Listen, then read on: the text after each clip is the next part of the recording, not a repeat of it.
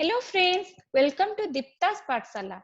Today we will discuss the chapter Metals and Non-Metals.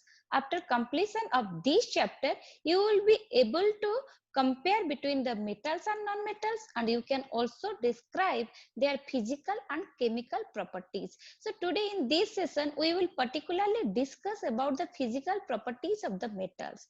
So what are physical properties? Physical properties are those properties which are observable, means just by looking at it you can say whether that material is soft or not, with what is the state of that material, can it be bent, what is the color, what is the odor, if it is having any shiningness or not, etc. So all the metals are solid at room temperature. All the metals, they stay in solid state at room temperature, but there is an exception. Mercury is a metal which is found in liquid state at room temperature. But when we will talk about the non-metals can stay either in solid or gaseous state or in liquid state. And metals are generally very hard in nature, but there are some metals which can be caught in knife, for example sodium and potassium. Metals are lustrous, means they are having shiningness. If you look at this picture, you can see copper, gold, silver, zinc, which are metals, they are having luster, means they shine. But if you look at this picture, that is sulfur and coal, these are non-metals, they are not lustrous, they don't have any shiningness. But there is also one exception, means the iodine and the diamond, which is allotrope form of carbon, that is a non-metal, they are having their own luster, they are having shiningness.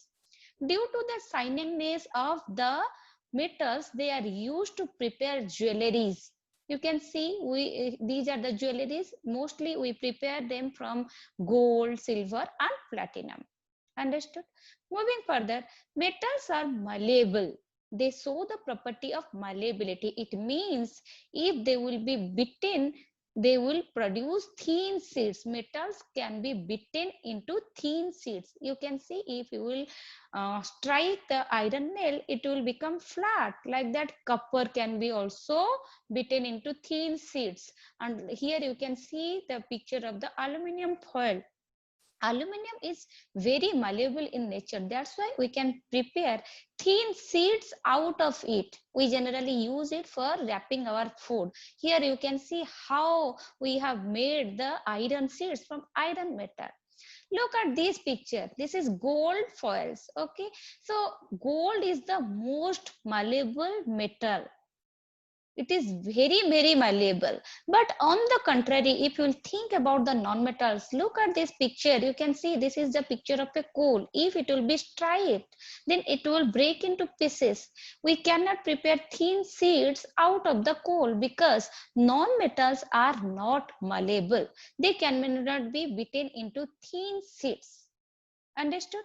So metals are again ductile, they show the property of ductility. So what is ductility? Ductility means the property by which the metals can be drawn into wires. You can see from copper wire can be drawn. From silver, you can prepare silver wire. From gold, you can prepare gold wire. Yes, gold is the most ductile because from you can never imagine from 1 gram of gold only you can draw near about 2 kilometer wire. So it's not amazing. Okay, so gold is most malleable and it is the most ductile. That is why we prepare jewelries from the gold. Understood? Now tell me, have you ever heard the sound of the dropping of a coin? If not, then you can listen now.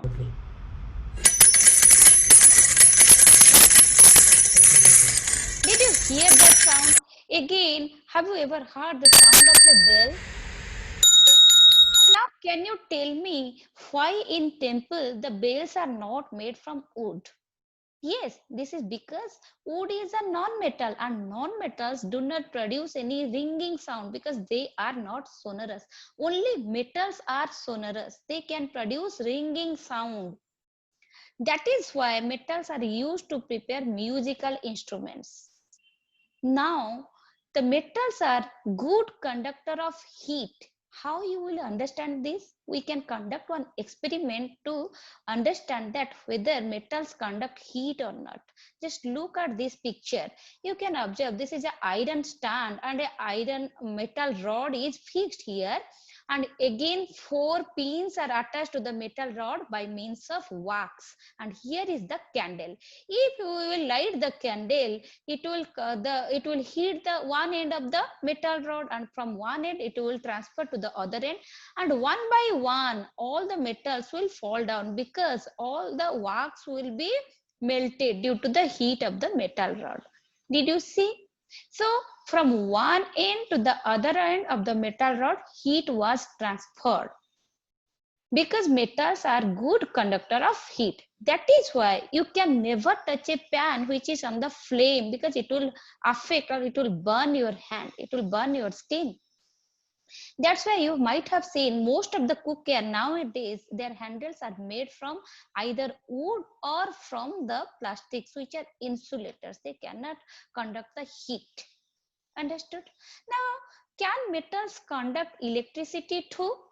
So in order to understand this, we will conduct another experiment. Now look at this picture. You can see this is a cell of 1.5 volt and this is the electric bulb, and here two metals. This is the electric circuit and this circuit is open. See here, this is the metallic clips, and in this portion, if you will attach one conductor, then the light will glow, and if you will put one insulator here, then the light will not glow. Let's take wood, copper, steel and glass and check whether the light will glow or not. Now look at this picture properly. It's wood, the light is not glowing. Now if we'll take copper, the light will glow. Again, if I will take the glass, the light will not glow. Again, if we will take steel, which is a metal, the light will glow. It means the metals are good conductor of electricity. Anything you can put here, if you will take a septipene, a aluminum foil, a spoon, anything made from metal, you will observe that the light will glow. It means the metals are good conductor of electricity. So this is all about our today's session. So let's have a quick revision. So we have learned that metals are hard, lustrous, malleable, they are ductile, they are sonorous, means they can produce ringing sound, and they are the good conductor of heat and electricity. Hope you enjoyed this video. If you are having any doubt, please write it in the comment section, and don't forget to like, share and subscribe to my channel, and please stay tuned to my channel to see my further videos. Thank you.